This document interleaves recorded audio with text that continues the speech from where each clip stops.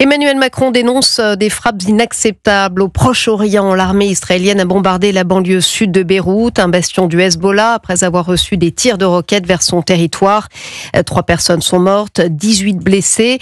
Frédéric Simon, vous êtes le correspondant d'Europe 1 à Tel Aviv. Le déjà fragile cessez-le-feu vient de voler en éclats, Frédéric.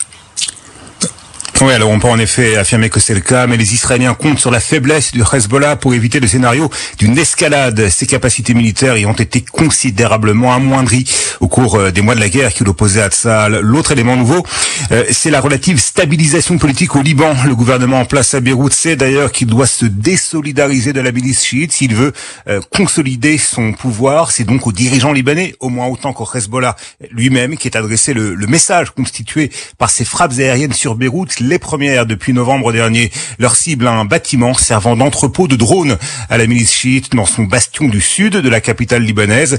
L'armée israélienne avait averti les habitants du secteur concerné, leur recommandant de le quitter au plus vite.